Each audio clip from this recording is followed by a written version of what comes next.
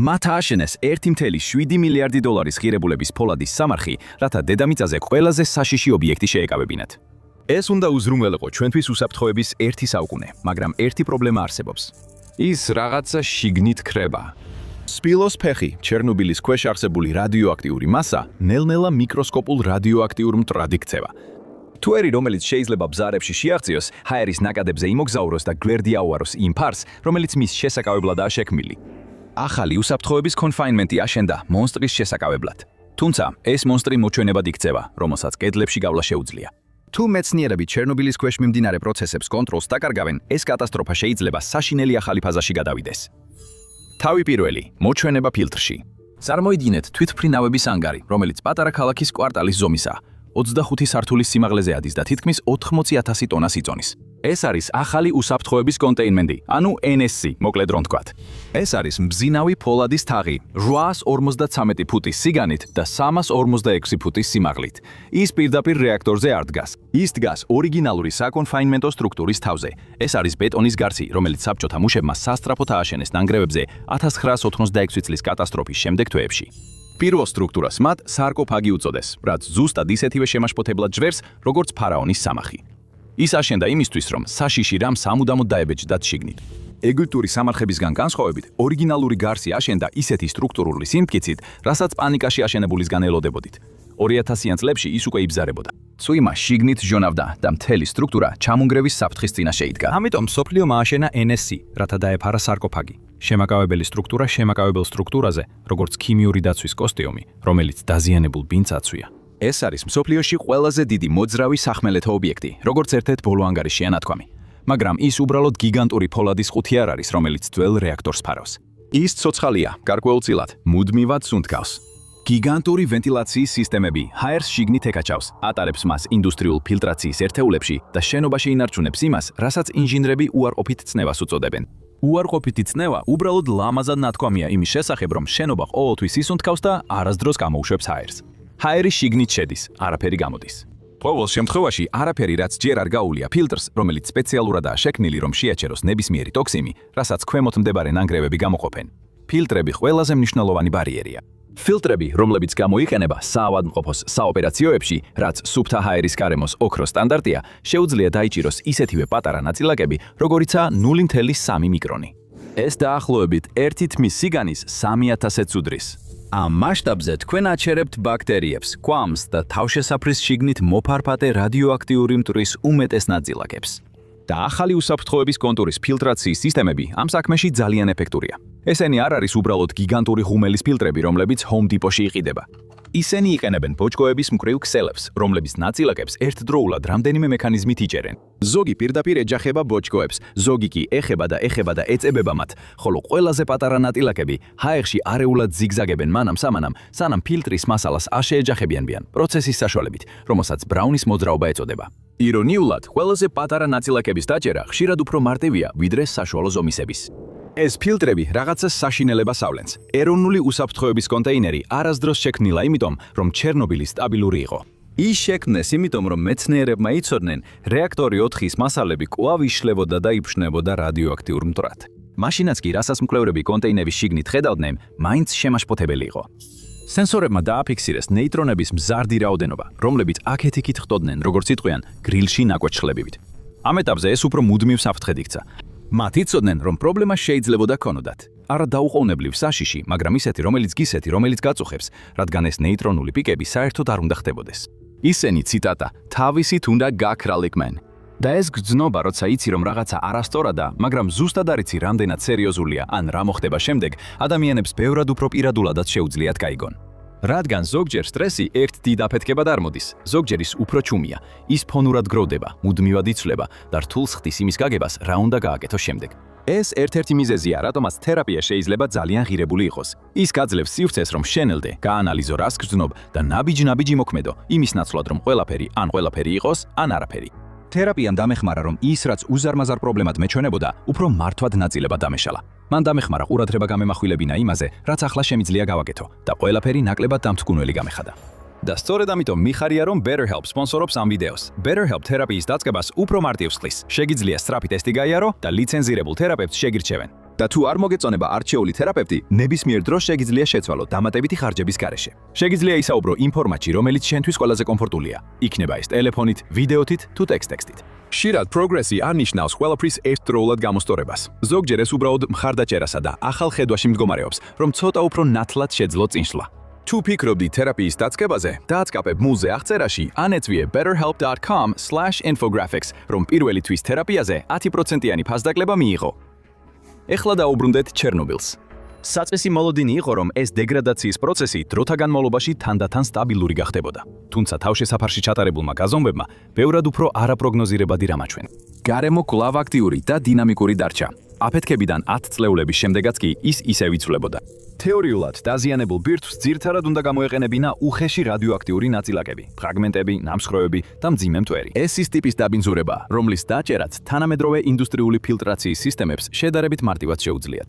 მაგრამ მეცნიერები ასევე აფიქსირებდნენ ნეიტრონული აქტივობის ზრდას რამდენიმე რეაქტორის ქვეშ ოთახში. და ეს უკვე შემაშფოთებელი იყო.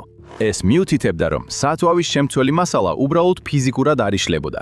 მისი ფიზიკური ევოლუცია რეალურად ახალ ბირთვულ რეაქციებს იწვევდა. ის იბზარებოდა, იცვლიდა ადგილს, შრებოდა და ისე გადალაგდებოდა, რომ ახალი გაყოფის რეაქციებს იწვევდა. ამის გამო მისი გრძელვადიანი ქცევის პროგნოზირება სულ უფრო რთული ხდებოდა. ჩერნობილის მეოთხე ბლოკის რეაქტორის ბირთვი 1986 წლიდან რეალურად არ გაჩერებულა. ქიმიური ნაზავი, რომელიც ჩვეულებრივ ნამსხვრევებზე ბევრად უფრო საშიშია, კვლავ დუხს. როდესაც მეოთხე რეაქტორი აფეთქდა, მისი ბირთვი ლავის მსგავსად გადნა და გააერთიანა რეაქტორის ურანის საწვავი, საკონტროლო ღეროები, მეტალის გარსი და დნობის შედეგად მიღებული ბეტონის, ფოლადის, ცირკონიუმის, გრაფიტისა, გრაფიტისა და თუნდაც ქვიშის ნაზავი ახალ ნივთიერებად, რომელსაც კორიუმი ეწოდება. ტემპერატურა 5000 ფარენჰაიტზე მეც აღწევდა, კორიუმის მასა ქვემოთ დაიძრა, გამაგრდა სტალაგმიტებად და სტალაქტიტებად, ლავის ნაკადებად და ის გადაიქცა იმაში, რასაც მეცნიერები საწვავის შემცველ მასალებს, ანუ FCM-ს უწოდებენ. ისინი დღემდე ინახავენ რეაქტორის თავდაპირველი ურანის დაახლოებით 85%-ს. სწორი პირობების შემთხვევაში ეს მასა კვლავ შეიძლება მიუახლოვდეს იმას, რაც ჩერნობილს აღარასოდეს უნდა გაეკეთებინა, ბირთვული რეაქციის შენარჩუნებას. 2021 წელს მეცნიერებმა გამოაქვეყნეს რამდენიმე ანგარიში, სადაც განაცხადეს, რომ ეს FCM-ები აქტიურად იშლებოდა და წარმოქმნიდა რადიოაქტიურ მტვერს, რამაც გაართულა თავდაპირველი სარკოფაგის დემონტაჟის გეგმა. დღეს სპილოს ფეხი ამ წარმონაქმნებიდან ყველაზე ცნობილი, მეტნაკლებად მაგარი, შეკუმშული ქვიშის კონსისტენციისაა. ახალი უსაფრთხოების კონტეინერი ზუსტად იმას აკეთებს, რისთვისაც შეიქმნა, ნაწილაკებს შიგნით აკავებს. პრობლემა ისაა, რომ შიგნით არსებული მასა აღარ იქცევა ისე, როგორც ეს დიზაინით იყო გათვალისწინებული. რაღაც შეიცვალა კონტეინერის შიგნით. ეს ის ძაფია, რომელიც უნდა ავიღოთ და გავიგოთ, სად მიგვიყვანს. ამისთვის კი უნდა დავბრუნდეთ იმ ღამესთან, როცა ყველაფერი დაიწყო და შევეგუოთ შესაძლებლობას, რომ იმ ღამის შესახებ ყოველთვის რაღაც გვაკლდა. თავი მეორე, პირველი აფეთქების ბუნება, 1:23-ზე ღამით. 1986 წლის 26 აპრილს რეაქტორი 4 ატარებდა ჩვეულებრივ უსაფრთხოების ტესტს, რომელიც არაფრით გავდა ჩვეულებრივს. ის მიყავდათ არასტაბილურ მდგომარეობაში, რათა ენახათ რა მოხდებოდა, თუ ელექტროენერგია გაითიშებოდა. საბჭოთა ოპერატორები ებრძოდნენ განგაშის სიგნალებს, გადართვებს და რეაქტორს, რომელიც უკვე ისე იქცეოდა, თითქოს საკუთარი გონება ჰქონდა. მალე სიმძლავრე ძალიან დაეცა და შემდეგ სწრაფად აიწია, ძალიან სწრაფად. ოფიციალური ვერსია ამბობს, რომ შემდეგ მომხდარი მარტივი იყო. რეაქტორის შიგნით წყალი ორთქლად გადაიქცა, წნევა გაიზარდა. შედეგად მიღებულმა აფეთქებამ 1000 ტონიანი სახურავი რეაქტორს ისე ახადა, როგორც შამპანურის საცობი. როდესაც ბირთვი გაიხსნა, გრაფიტი ალდა და შედეგად გაჩენილი ხანძარი 10 დღე გაგრძელდა. ეს არის ვერსია, რომელიც საბჭოთა კავშირმა მსოფლიოს მიაწოდა. ეს წერია სახელმძღვანელოებში. ეს არის ამბავი. მაგრამ ერთი პრობლემა არსებობს. სხვა ადგილას თითქმის 620 მილის დაშორებით რუსეთის ქალაქ ჩერეპოვეთში მეცნიერები ჰაერში რაღაც უცნაუს აფიქსირებდნენ. რადიოაქტიურ ქსენონის გაზს.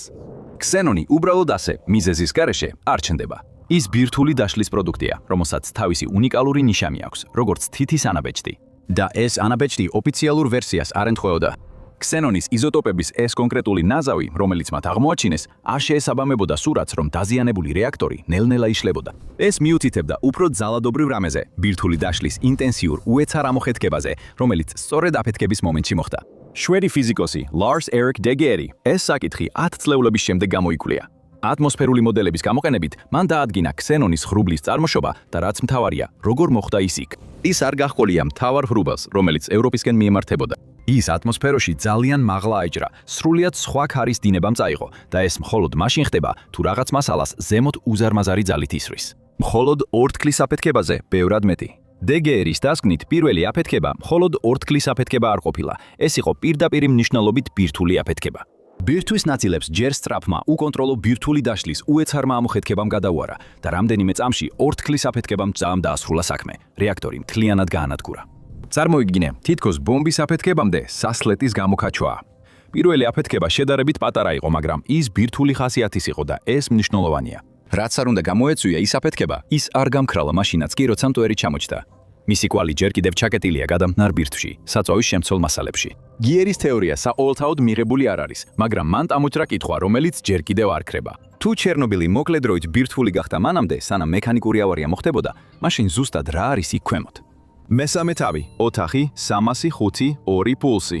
მეოთხე რეაქტორის ქვეშ გატეხილი ბეტონი და დამახინჯებული ფოლადის მიღმა ლაბირინთში, სადაც ადამიანი უსაფრთხოდ ვერ შევა, მდებარეობს ოთახი 305-2. ეს უწინრად ჟღერს, მაგრამ ნუ მოგატყუებთ ეს. ეს ის ოთახია, სადაც რეაქტორის ნაწილი აღმოჩნდა, როცა მანათობელმა კორიუმის მასამ ქვემოთ ლავითივით გაჭრა გზა და შემდეგ გაცივდა. რაც არ უნდა იყოს იქ ქვემოთ, ის სიბნელეშია 1986 წლიდან, მაგრამ არა ჩუმად. იქ დაბრუნება და შემოწმება შეუძლებელია. რადიაცია რამდენიმე წუთში მოკლავს. ამიტომ მეცნიერებმა სხვა გზა აირჩიეს. ოთახი სენსორებით აღჭურვეს და რეაქტორის ბირთვს მისცეს საშუალება თავად ეთქვა ყველაფერი. თუ გინდა გაიგო ბირთვული გაყოფა ხდება თუ არა სადმე, ნეიტრონებს ითვლი. ოვალ ჯერზე, როცა ურანის ატომი იყოფა, ის ნეიტრონებს ისვრის, როგორც მიკროსკოპულ ტყვიებს. ეს ნეიტრონები სხვა ატომებს ეჯახებიან, მათაც ყოფენ, კიდევ უფრო მეტ ნეიტრონს გამოყოფენ. ეს არის ჯაჭვური რეაქცია. რაც უფრო მეტ ნეიტრონს აფიქსირებ, მით მეტი გაყოფა ხდება. ასე რომ, როცა ოთახ 305-2-ში სენსორებმა ნეიტრონების მატება დააფიქსირეს, ხალხმა ყურადღება მიაქცია. 2016-დან 2021 წლამდე ნეიტრონების დონე დაახლოებით 40%-ით გაიზარდა. ზოგ შემთხვევაში თითქმის გაორმაგდა კიდეც. თავარი ეჭვმიტანილი წყალი იყო. 10 წლეულების განმავლობაში მიწისქვეშა წყლები ნანგრევებში ჟონავდა. უცნაურია, მაგრამ ეს სტაბილურობას ინარჩუნებდა. წყალი სინამდვილეში ანელებს ნეიტრონებს და შენელებული ნეიტრონები უფრო მეტად იწვევენ ბირთვულ გაყოფას, მაგრამ წყალი ასევე შთანთქავს მათ და მოქმედებს როგორც ამაჩქარებელი და როგორც დამუხრუჭებელი. წლების განმავლობაში დამუხრუჭებელი იმარჯვებდა. შემდეგ კი გამოჩნდა NSC. რეაქტორის დალუქვით და გარემოს კონტროლით სისტემაში მოხვედრილი მიწისქვეშა წყლების რაის რაოდენობა შემცირდა. ნაკლები წყალი ნიშნავს ნაკლებ დამუხრუჭებას. თუ წარმოიდგენთ კოცონს, რომელიც 10 წლეულების განმავლობაში სველ ნაცარშია დაფარული, ჩუმად ბჟუტავს და ძლივს ცოცხლობს, შეიძლება მიხვდეთ რა ხდება. როცა ნაცარი გაშლება, რაც არ უნდა იყოს მის ქვეშ, ისევ დაიწყებს ნათებას. გასაგებად რო ვთქვათ, ეს არ არის მეორე ჩერნობილის აფეთქება, რომელიც ელოდება მოხდენას. ექსპერტების უმეტესობა ფიქრობს, რომ მასალის გეომეტრია არ იძლევა ასეთი უკონტროლო რეაქციის საშუალებას. თუ ყველაფერი ძალიან გაცხელდება, სისტემა ალბათ თვითონვე შეაჩერებს პროცესს. მაგრამ ზუსტად არავინ იცის, არავინ. რაც ნამდვილად იციან, ისაა, რომ ბირთვი მკვდარი არ არის. ის რეაგირებს, წარმოქმნის ახალ ბირთვულ გაყოფას, გამოსხივებას და სითბოს. და ეს ენერგია სამუდამოდ არ რჩება დამარხული, ის ზემოთ მიემართება. რამდენიმე კილომეტრში ზედაპირზე რაღაც სხვა აპირებდა მეოთხე რეაქტორის ზემოთ მიწის შეძვრას. იმის წარმოდგენის გარეშე თუ რა შეიძლება გაღვიძებულიყო ქვემოთ. თავი მეოთხე, წითელი ტყის დარღვევა. რამდენიმე მილში მეოთხე რეაქტორიდან არის ტყე, რომელიც არ უნდა არსებობდეს. და ეს იმიტომ, რომ 1986 წელს, როგორც ამბობენ, ის მოკვდა. რადიაციამ მას ისეთი ძლიერი დარტყმა მიაყენა, რომ ფიჭვები თითქმის ერთ ღამეში ჟანგისფრად წითლად გადაიქცა. შემდეგ კი იქვე, სადაც იდგნენ, ჩამოიშალნენ. ბულდოზერები მოვიდნენ, რაც შეეძლოთ დამარხეს, დანარჩენი კი ლპობას მიუსაჯეს. მას წითელი ტყე დაარქვეს და დღეს ის უცნაურად ჩვეულებრივად გამოიყურება. ზედაპირზე ხეები ისევ ამოსულა, ფრინველები დაფრინავენ და ქარი ტოტებში ისე მოძრაობს, როგორც დედამიწის ნებისმიერ სხვა ტყეში. მაგრამ მიწის ქვეშ რომ ჩახვიდე, ტყე ბევრად უფრო ბნელ ფესვებს აჩვენებს. თითქმის 5 წლეულის განმავლობაში ნიადაგი ჩუმად აგროვებდა ყველაფერს, რაც ჩერნობილმა ჰაერში გააფქვია. ეს მოიცავს რადიოაქტიურ მტვერს, ნალექითა და ქარით მოტანილ იონიზირებულ ნაწილაკებს და ყველაფერს სხვას, რაც იმ ძალადობრივმა აფეთქებამ გარემოში ისევ და ისევ გაავრცელა. ფენაზე ეს ადგილი რჩება ერთ-ერთ ყველაზე დაბინძურებულ ადგილად დედამიწაზე და 2022 წლის თებერვალში რუსული ტანკები პირდაპირ მასში შევიდნენ. პუტინის ჯავშან ტექნიკის კოლონები მისი სპეციალური სამხედრო ოპერაციის ნაწილი უკრაინაში შეჭრისთვის კიევის მიმართულებით დაიძრნენ. პირდაპირ გამოკვეთეს გამორიცხვის ზონა. ძიმე ჯავშან ტექნიკა მიწა ამოატრიალა, თხრიდა, ფშნიდა და 10 წლეულების განმავლობაში დაგროვილი რადიოაქტიური მასალა ჰაერში აიტანა. ადგილობრივი სადგურის მუშაკებს მხოლოდ ყურება შეეძლოთ, სანამ მათი სენსორები არ აინთო. რადიაციული მონიტორები ზრდას აჩვენებდნენ. ზოგიერთმა სადგურმა გამასხივების დონე ნორმაზე 20 ჯერ, 30 ჯერაც კი მეტი დააფიქსირა, რაც ნამდვილად აშკარა იყო. როდესაც მეცნიერები დაბრუნდნენ და მონაცემები დეტალურად შეისწავლეს, მათთვის ეს სურათი გაუგებარი აღმოჩნდა. ზოგი სენსორი, რომელიც სამხედრო კოლონიდან შორს იყო, მაღალ მაჩვენებელს აჩვენებდა, მაშინ როცა ახლოს მყოფები არ რეაგირებდნენ. 2023 წლის კვლევამ დეტალურად შეისწავლა ეს მონაცემები და მტვრის თეორია სრულად უარყო. სენსორები გზებიდან რამდენიმე მილით დაშორებულ ადგილებშიც მაღალ მაჩვენებელს აჩვენებდნენ. სხვა სიტყვებით რო ვთქვათ, სადაც ტანკებმა ნამდვილად ააფრიალეს რადიოაქტიური მტვერი ადგილობრივად, ამ ფიზიკურმა მტვერმა სენსორების მასიური მაჩვენებლები არ გამოიწვია. მათი ელექტრონული ომის იარაღებმა სავარაუდოდ ქსელი დააზიანა. ამის მიუხედავად, ნიადაგის ქიმიური ტოქსიკურობა რეალურად უარესდება. 1986 წელს ნალექში შედიოდა რადიოაქტიური იზოტოპი, სახელად პლუტონიუმი, 241.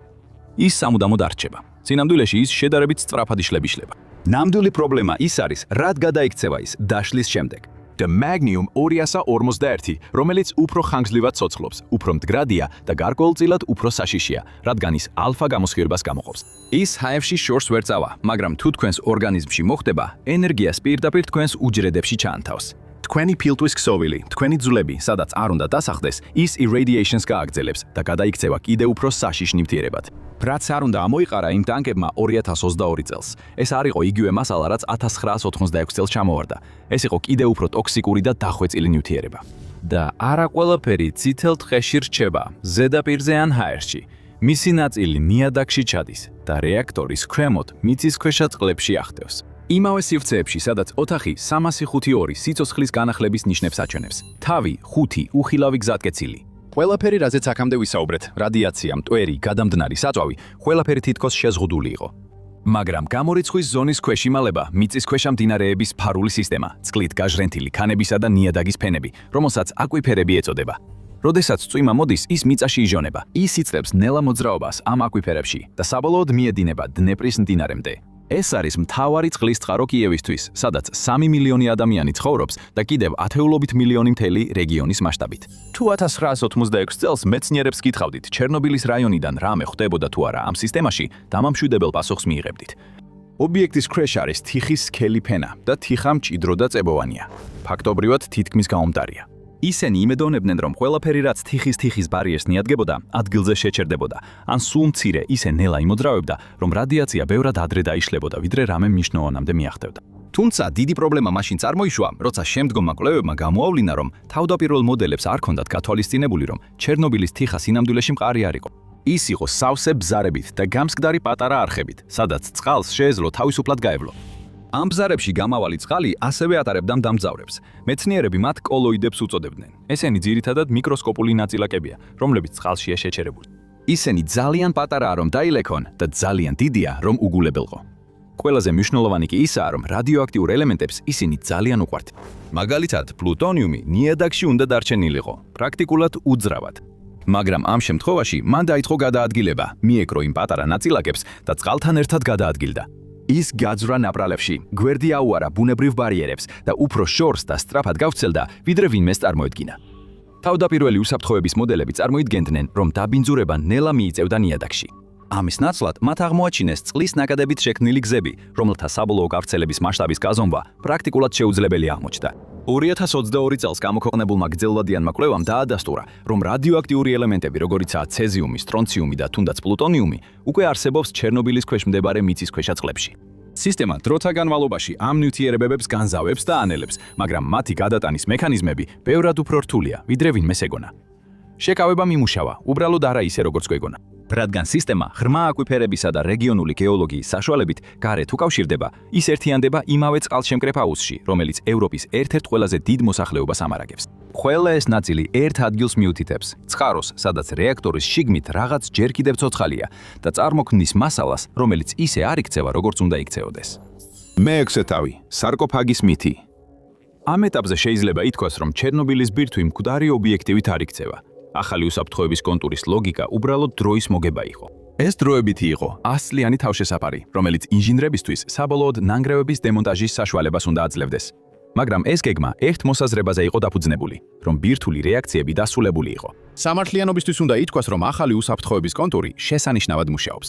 მისი ფოლადის თაღები სტრუქტურულად გამძლეა, ვენტილაციის სისტემა კარგად მუშაობს, ფილტრაციის სისტემები ზუსტად თავის სპეციფიკაციებში ფუნქციონირებს. ინჟინერია პრობლემა არ არის. ლედრა არ არის. პრობლემა ის არის, რომ ინჟინერებმა ეს სტრუქტურა დაძველებული დაშლადი რეაქტორისთვის დააპროექტეს. და ჩერნობილმა ინსტრუქცია არც აიკითხა.